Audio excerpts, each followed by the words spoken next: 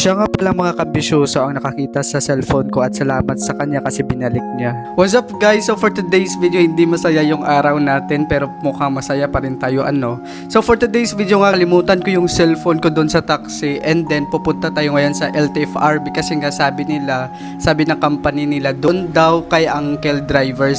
So ngayon nga ipupunta tayo doon kay Uncle Driver doon sa LTFRB kasi nga tumawag sa akin na doon daw may yung cellphone natin, di ba? Sana all. Sana guys, madami pa talagang taong ganito na babalikan yung mga gamit mo or kung may nakalimutan ka sa taxi na ibabalik talaga sa inyo. And I hope talaga na dumami pa talaga yung ganito kasi ewan ko kasi dati kasi nakalimutan ko and wala na, goodbye na. So thank you talaga kay Manong.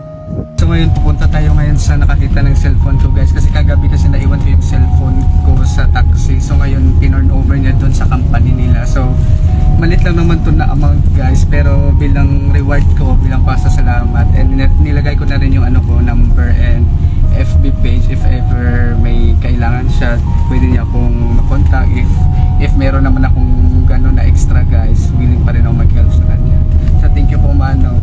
So nandito na nga pala tayo guys at dito na lang daw kami magkikita. Dito lang kami banda sa Missouri Hotel kasi para hindi na daw siya mahirapan at syempre madali lang daw para sa amin. Hindi ko talaga akalain na may ganito pa ring tao kaya saludo talaga ako sa iyo Manong. Pinagpe-pray ko talaga na sana madami pang blessings na dumating sa iyo kuya dahil sa iyo. Thankful talaga ako kay Manong kasi binalik niya yung cellphone natin kasi hindi natin alam ngayon na marami na ngayong natitempt, diba? So thank you talaga Manong and I hope dumami pa kayo. At sinasabi ko nga pala guys, kapag sumakay kayo ng taxi, i-memorize nyo yung plate number or di kaya yung body number niya and then yung company para if ever may nakalimutan kayo, madali na lang sa inyo, 'di ba? Madali nyo na lang silang i-contact kasi kapag hindi nyo yan memorize, naku, mahirap nyo yan magilap. So hanggang dito lang guys, goodbye.